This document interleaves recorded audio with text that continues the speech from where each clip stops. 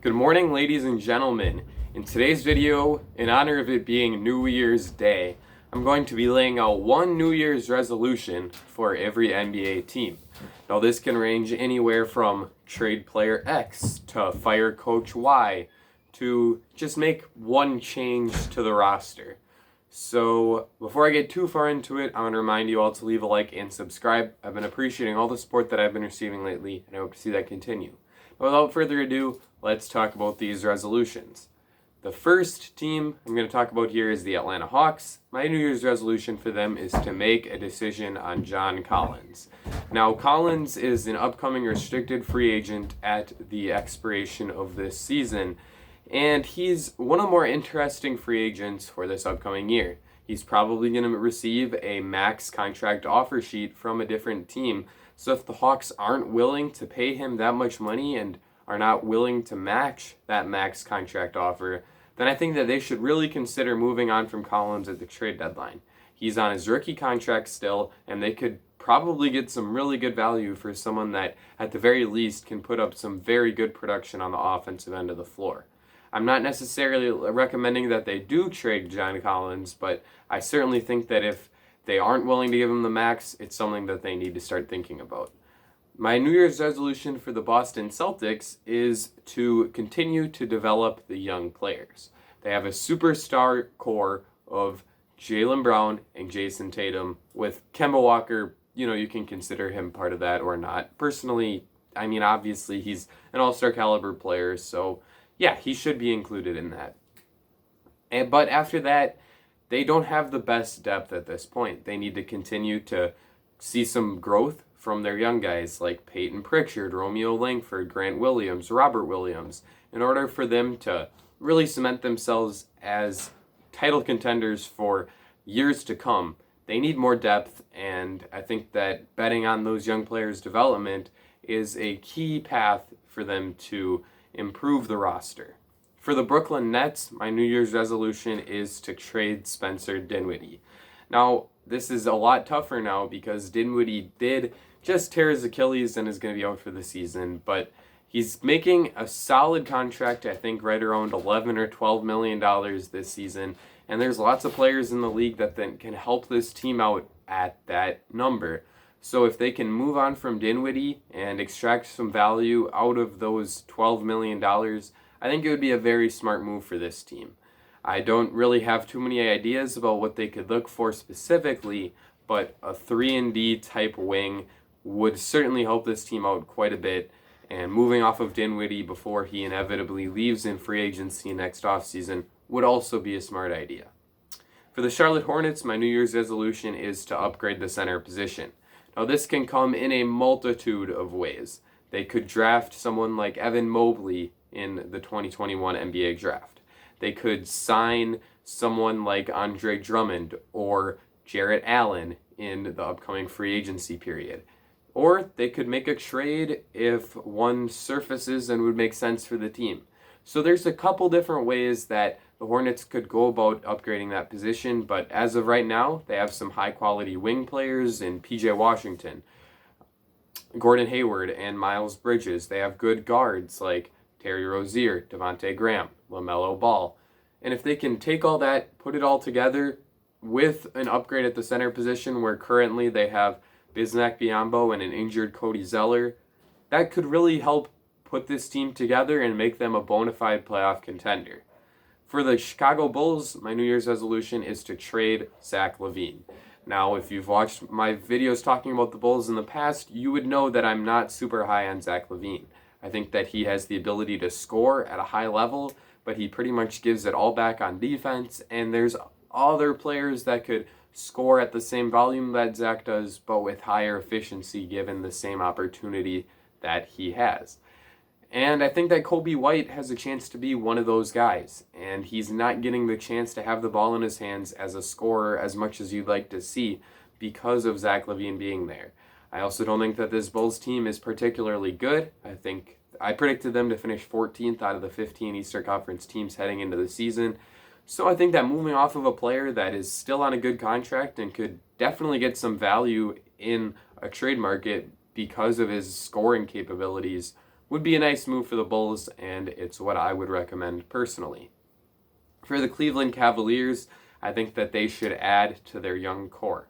They've done a nice job drafting in the last couple of years with Colin Sexton and Isaac Okoro particularly looking like some nice players, and Darius Garland has looked quite good at the start of this season. However, there's still some vets on this team that they could extract some value out of, whether it's draft capital or young players. I certainly think that they could fetch a nice return for Larry Nance, and Andre Drummond and Kevin Love might have some value as well, depending on how they play to open up the season.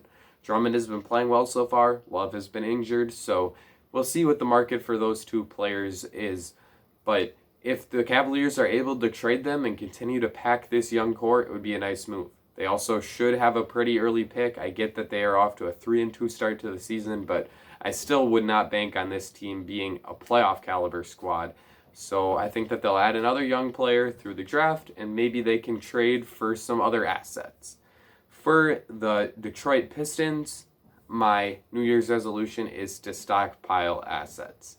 Similar to the Cavs in this way, but I really think that this team is at the beginning of their rebuild. They still have some win-now type players like Blake Griffin, Derrick Rose.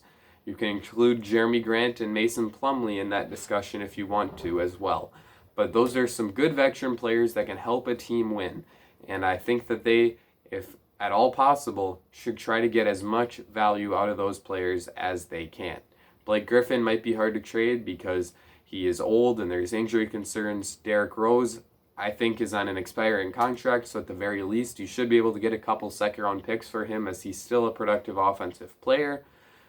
Jeremy Grant and Mason Plumlee are both getting overpaid at this point, so if I were a contending team, I would be I would not want to trade for them. But if someone thinks that either of those two players could push them over the top, then it could be a deal that we see happen. But overall, I think that the Pistons are in the asset accumulation stage of this rebuild, and they have to continue to try to add to their asset stocks. The Dallas Mavericks need to upgrade their third option. That's my New Year's resolution for them. As of right now, their third option offensively is something like a Josh Richardson or a Tim Hardaway, and that's just not getting it done, especially with the injury-prone Kristaps Porzingis being your second option. If they could add someone like Victor Oladipo or potentially a Drew Holiday, someone like that in next year's free agency or even in a trade, I think it could be a really, really solid move for the Dallas Mavericks. Obviously, the perfect option for them would be Bradley Beal, but it's not clear that the Wizards are going to trade him yet. And if they don't, then I certainly think that someone like Oladipo coming over in free agency next year could be a really nice move for the Mavs because of the offensive improvement he would be over someone like Jay Rich or Hardaway. For the Golden State Warriors, my New Year's resolution is to get healthy. We can't really evaluate what this team has before we see Draymond Green play, before Klay Thompson can get back on the court, and I would really not want to trade away a player like Steph Curry before I see what this core looks like when fully intact. Now, I get it, you're going to have to play the waiting game because Klay Thompson won't play this year, but I would at least want to see what they look like in the 2021-2022 season before I make too many crazy trades. For the Houston Rockets, my New Year's resolution is to hang on to James Harden. Top 5 players like this only come along so often, and unless he's really, really forcing his way out and getting back to the shenanigans we saw from him prior to the season starting, I would really try to hang on to him and win with him for as long as possible alongside John Wall and DeMarcus Cousins and a suddenly star-level Christian Wood. I think that this team has a chance to be pretty good if they do hang on to Harden, so I would do my best to hang on to him at the very least for this season. He would still have a ton of value in a trade next offseason, so I would at least ride it out one more year and see how good this team can be. For the Indiana Pacers, my New Year's resolution is to trade Miles Turner. Overall, I think I'm a bit lower on Miles Turner than the general consensus, although due to how minimal his trade market was with the Boston Celtics this past offseason, perhaps I'm right around where most NBA teams are on Turner. I think that he is a mediocre three-point shooter who is not terrific scoring inside. And while he is a great rim protector, he's not super mobile, which prevents him from being the level of defender like someone such as Bam Adebayo. So I think that him alongside Domantas Sabonis is not a good combination, and honestly, this isn't too hot of a take. People have been talking about the Pacers needing to break up their center core for a long time here. And I think that now would be as good a time of any. I would trade Miles Turner if I were the Pacers. For the Los Angeles Clippers, my New Year's resolution is to sign Kawhi Leonard long term. Kawhi will be a free agent at the conclusion of this season, and I think that it is important as anything that the Clippers re-sign him to whatever his max contract is following the year. Leonard is someone who they gave up their entire future for in making the Paul George trade in order to bring him in and make this team the title contender that they are. And if he walks, then they're going to be a team left with Paul George and spare parts that is probably not much more than a 7th or 8th seed in a stacked Western Conference. And they also have no draft picks and very few young players to build around heading into the future. So if Kawhi leaves, it could look pretty bad for the Clippers. So it's of the utmost importance that they keep him around on as long-term of a contract as possible following the conclusion of this season. For the Los Angeles Lakers, I think that they need to extend Dennis Schroeder. Now, Schroeder is clearly not as important of a player as Kawhi Leonard to what the Lakers want to do. However, they gave up a very high-level role player in Danny Green, as well as a first-round pick in order to bring Schroeder in. And you don't give up that kind of asset value to let a guy walk after just one season. I think that Schroeder can bring a new aspect to this Lakers offense with his shot making and playmaking capabilities, and I think that he would be a perfect complement to the AD LeBron core moving forward. They need to keep him around though, as he is an expiring contract, and signing him to a 3-year deal at the conclusion of the season would make a lot of sense for me if I were the Lakers, and it's something that I think they need to get done in order to just take full advantage of that asset.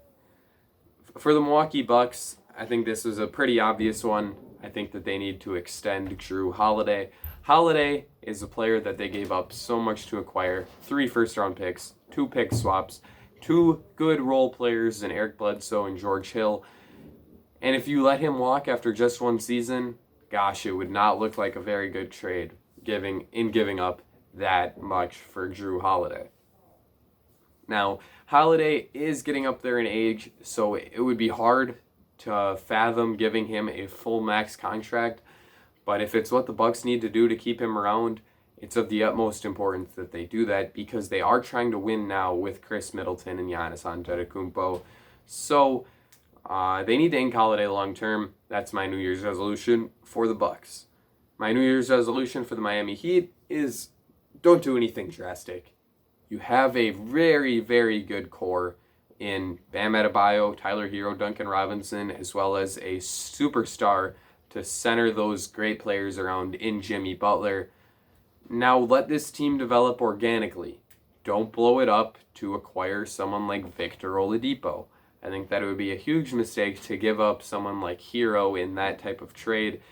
And I would rather just see what this team can do moving forward after they made the finals run last year. The Heat have a very bright future, and I don't want to see them sacrifice it to try to get back to the finals just one time.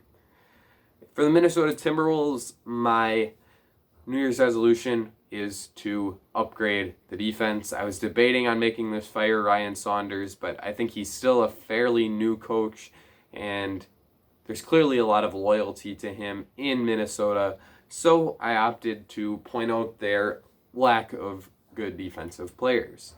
Now, they have terrific offense. They have 3 great pillars in Anthony Edwards, D'Angelo Russell, and of course, Karl Anthony Towns. Now, they need to surround those 3 with good defensive players so that they can be at least mediocre on that end of the floor. They have some solid defenders like Josh Okogie, but they also don't really seem to be valuing the importance of that end of the floor when they waived Rondé Hollis-Jefferson, who I think would have been a very key piece to this team's success. So we will see what the Timberwolves do, but they certainly need to get better on that end of the floor. For the Memphis Grizzlies, I think they need to decide which players are key to their rebuild. Now, they have two pillars, and you could argue three, to that rebuild at this point in Ja Morant, Jaren Jackson Jr., and probably Brandon Clark. But from here, they need to decide which other guys on this roster are players that can complement those guys moving forward.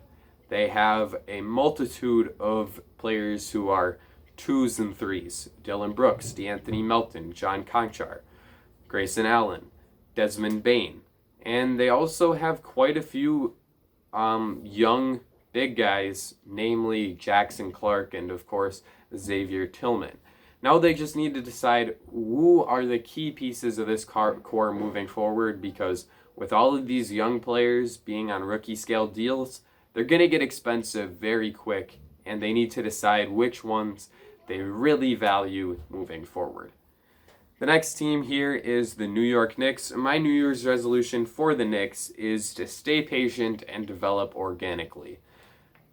Don't blow it up in a win now trade that just doesn't make sense. You've seen pretty promising signs from players like RJ Barrett and Obi I guess Obi wasn't very good and now he's injured. But RJ Barrett has been inconsistent, but in his good moments he's been terrific. You've seen better play from Kevin Knox and Frank Ntilikina, and I think that this team should be in place to have another high draft pick at the conclusion of the season. So let it flow, see what happens, and try to rebuild this young core and get to the point where you're at least competitive before you acquired the big name. The Orlando Magic are the next team here, and my New Year's resolution for them is to trade Aaron Gordon. Now, I am quite a bit lower on Aaron Gordon than the general consensus. I just don't understand what his place in the NBA is. He is a very odd mismatch of a lot of different skills. He does a lot of things well, but nothing absolutely terrifically. He's pretty good defensively, but he's not elite. He is solid getting to the rim, but he's not elite. He is actually a pretty bad shooter. He's not much of a playmaker. He is a pretty good rebounder, but the combination of those things and the fact that he needs the ball in his hands to be effective, but isn't a high enough level of a scorer to really get the job done as a primary ball handler, just really makes me question how effective he can be. And if I were the Magic, I think I would have seen enough at this point to be ready to move on from Aaron Gordon. For the Philadelphia 76ers, my New Year's resolution is to make a decision on the Joel Embiid, Ben Simmons core. Now, I have been a fan of them hanging on to the two of those guys up until this point because I think that there's still a chance that they can win at a high level, and I would not move on from either of those two before the end of this season. But if you reach the playoffs this year and you lose in the first round and perhaps even in the second round, it might be time to say, well, we've seen what we've seen from these two guys, and it's probably time that we move on from one of them and try to trigger this core around one of the two and a different star level player that they would receive in exchange for whichever guy they decided to move on from. I wouldn't do it this year because I still think they can be quite good. I still think that they're a championship contender for this season. But if it doesn't work out, then it might be time to move on. For the Oklahoma City Thunder, my New Year's resolution is to trust the process. This is probably the closest thing we've seen in the NBA since the Trust the Process 76ers, and I really just think the Thunder can't give up now. They have to continue this asset stockpiling, this asset accumulation, and that probably continues by trading Al Horford and George Hill, who should at the very least be able to fetch a decent return of perhaps second round picks. And with what Sam Presti has done so far, I think that adding more to this treasure trove of picks is certainly promising, and if you're able to fetch some value for those guys, then it'd be a good move. For the Phoenix Suns, my New Year's resolution is to make the playoffs. They haven't made it in over a decade, and at this point, I'm sure their fans are getting a little tired of losing. Their players certainly are, as we've heard Devin Booker make comments about that in the past. And at this point, it's probably time to make the playoffs. They made some very good moves this offseason in trading for Chris Paul, signing Jay Crowder, and now they really have a roster that makes sense around Devin Booker and a roster that I really think has a chance to win. Now, it all comes down to whether or not they are able to do it. I think that they've looked terrific so far this season. I'd genuinely bet that they're probably going to be a top 4 seed, but we have to see it with the Suns before we can really guarantee it, because they've been bad for so long. Next team here is the Portland Trailblazers, and similar to the Philadelphia 76ers, I think that they need to decide on whether or not their 2 best players can work together in Damian Lillard and CJ McCollum. We've seen Dame and CJ for the better part of the last 5 years, and they, despite making a run to the conference finals, probably have underwhelmed and haven't exactly lived up to expectations. So if you've seen enough and you're the Portland Trailblazers, it might be time to move off of one of the 2 players and try to reconstruct this roster in a different way. The next team here is the New Orleans Pelicans, and my New Year's resolution for them is to acquire more shooting. Outside of JJ Redick and I guess Brandon Ingram, there are no real high-volume, high-efficiency shooters on this team. And when you have guys that require spacing to be at their highest level of effectiveness in Zion Williamson, I think that shooting is a pretty important factor. This team's also pretty bad on defense, and I was thinking about calling that out and making that my focus for them in this New Year's resolution, but I ended up going the shooting route. And I think that if they can add some more high-level shooters, this is a team that's ready to make a playoff run as early as next season. The next team here is the Denver Nuggets, and my New Year's resolution for them is to add a big wing defender. I don't think that the Jeremy Grant loss was too big of a deal. He was, as far as plus-minus goes, the least significant player in this Nuggets rotation last year. And I genuinely think that in most matchups he won't be too big of a loss. But what he did for this team really well was take on those difficult matchups against big wings. And they didn't really do anything to address that need. JaMychal Green can probably match up with some, but he's not really quick enough to keep them in front of him. So this is certainly a troublesome case for the Nuggets. I think they need to add someone who's able to take on those matchups if they want to have the same playoff success as they had last year. And it would be my focus for them in this new year. The next team here is the Utah Jazz, and my New Year's resolution for them would be to win a playoff series. They won a playoff series in, was that 2017, when they knocked out the Oklahoma City Thunder, when Joe Ingles just had a terrific series. Donovan Mitchell really stepped onto the NBA scene as a rookie. But since then, they've lost in the first round.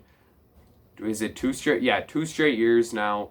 And they really need to start winning a bit more now that they have a very expensive roster with the extensions to Donovan Mitchell and Rudy Gobert. I think that this team is certainly capable of winning a playoff series. I really like them, and I think that they are quite a bit underrated at this point in the NBA's process. But they still need to upgrade in a few spots on their roster, and if they're able to do that, I think that this team could be a sneaky championship contender.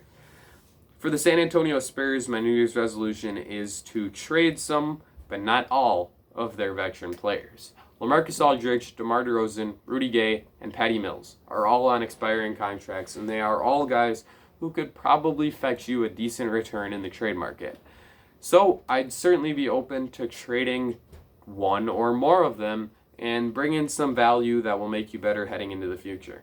However, I would be very nervous about getting rid of each and every one of those players because of what we've seen in rebuilding teams that have struggled to establish a good culture. And guys like DeRozan, Aldridge, Mills, Gay have all been on teams that have made runs through the playoffs in the past, and in Patty Mills' case have won championships in the past.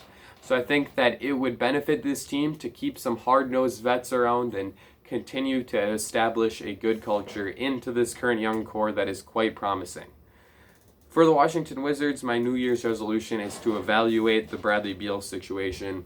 They have not looked good so far this season, and if they're going to end up being one of the worst teams in the league, I think that it's probably time to move on from Brad, get as much value as you can from him, and start to look at a rebuild. I know that it's not what Wizards fans want to hear, and Bradley Beal is genuinely a fantastic player, and it's to a point where he might be a guy that you just don't trade because of how good he is. But if the team around him is just terrible and you are not certain that he's going to re-sign following the conclusion of the 2022 season, then it might be time to start considering moving on from him, especially because of the treasure trove of draft picks that he would likely get for your team. For the Toronto Raptors, my New Year's resolution would be to re-sign Kyle Lowry. Lowry is a franchise staple, he's a fan favorite, and he's a terrific player. He can still shoot at a very high level, was in the high 30s, maybe even the low 40s for like each of the last 5 years. He's a high-level playmaker, posts high assist rates and low turnover rates year in and year out, and he still is one of the better guard defenders in the entire NBA. I think that people are starting to consider that the Raptors could look to move on from him after the Fred VanVleet extension and the potential that they could bring in another really good player, such as Victor Oladipo, or maybe even, dare I say it, a return run for Kawhi Leonard. But if that can't happen, then I think that keeping Lowry around on an expensive but short-term deal would be fantastic for the Raptors because of how important he is to the franchise, as well as how good of a player he really is. The last team here, last but not least, we'll say, is the Sacramento Kings. My New Year's resolution for them is to fire Luke Walton. Walton, to me, is the worst coach in the entire NBA. He made a lot of head-scratching decisions. He has a hard time adjusting in-game, and he also just doesn't seem to really connect with his players at the highest of levels. And he's just someone that I would really want to move on from as the Kings. Obviously, I'm not an expert in coaching, and I might be completely wrong in this, but from what I've seen, Luke is probably the worst coach in the NBA, and I would look to move on from him if I were in the Kings' position, especially when your associate head coach is a guy that I really like in Alvin Gentry, and a guy who I really think could coach this team at a high level, considering his pace and space, running gun mentalities on the offensive end of the floor. I think it would work really well with this team with De'Aaron Fox, Buddy Hield, Tyrese Halliburton, and I would certainly consider firing Luke Walton and hiring Alvin Gentry if I were the Kings. Those are my New Year's resolutions for every team. I hope that you enjoyed them all. Let me know what your New Year's resolution for your team is in the comment section down below. Leave a like and subscribe if you enjoyed this video. And well, that's going to be it for me. Ladies and gentlemen, I'll see you all again very soon.